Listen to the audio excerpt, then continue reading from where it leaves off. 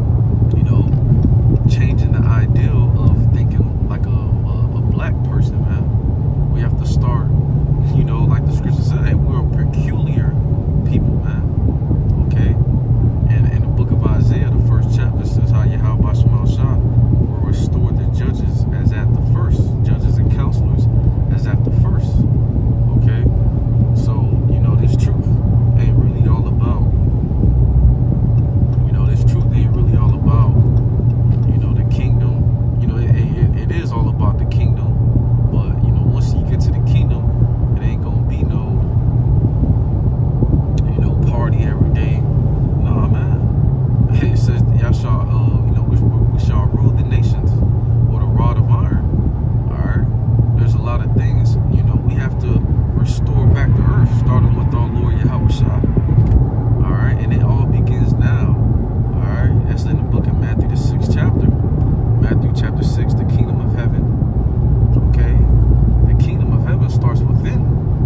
All right. It begins with you, especially how you conduct yourself in the day-to-day. All right. So that was just something, that was on my spirit. Salakia for rambling or kind of being all over the place, but it's been a planned programming, if I may say. Esau, Edom. Okay, but a prophecy, prophecy overrules all. Alright, it is written in the land of our captivities, we shall remember ourselves, man. Remember ourselves as who? As Hebrew Israelites, man. Okay? And not just Hebrew Israelites when the camera comes on, or if you're with a brother, but all day, every day. Not saying you're not going to mess up, not saying that you're going to fall. Alright, we need to be made whole. We need Yahweh Shah. Yahweh Shah says he's coming with healing in his wings. Alright? The point is, we got to conduct ourselves, alright, in a well manner, putting therefore as the elect. Okay? Now, when situations happen, not hopping in the driver's seat. Letting Yahweh Shah handle everything. And also deprogramming ourselves, man. Deprogramming the way how we think, all right, and start dealing ourselves as kings and kings, princes, and priests. Okay, when this situation happened, a king doesn't just move off the first thing. Now he goes back to the drawing board, looks at weighs all his options, okay, and then he plans to make a move, man. All right, thinking before you speak, thinking before you move, okay, using your brain, and even the situation. I'll just share, I'm at the plant, it could be a Jake, or he could be an Israelite. I mean, he could be an Israelite foreigner, or he could be a heathen, but just walked in front of me twice without saying excuse me, and the second time, I say, man, you can say excuse me, and he just kept walking, and I was kind of like, I was offended at that, but then as soon as I was done, I caught him, and I said, man, you can say excuse me next time, like, like have manners. And he got all butthurt and got offended. But now thinking back on it, I should have just, hey, don't deal with him anymore. But here in Babylon again, due to us being programmed, it's some type of stuff you just, don't let go as a man. Don't know because of his pride or ego. Alright, but just thinking, how would a king handle it, man? How a man with renown or a man with power handle it, probably just let it go, not giving everything our attention, not giving everything doesn't need a response. Now thinking back on it, and I'm not saying, if somebody checks you or somebody, does something that offends you, if you feel like you need to respond to it, hey, you a man, you respond to it. But again, everything doesn't need a response, man. All right, really meditating how we've been programmed on the way of black culture, man. Oh, this nigga stepped on my shoes. I'ma kill him, or I'ma fight him.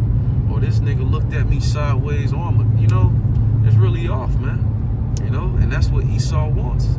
Esau wants us to deal with each other like that, man. When it's really supposed to, hey, brother, you stuck on, deal with it, the right way, man, because it's a right way to handle everything. All right, but I don't want to just continue to ramble, but that was just something that was on my spirit, man. Really deprogramming of the ways of black culture, deprogramming of the ways of a Babylon the Great.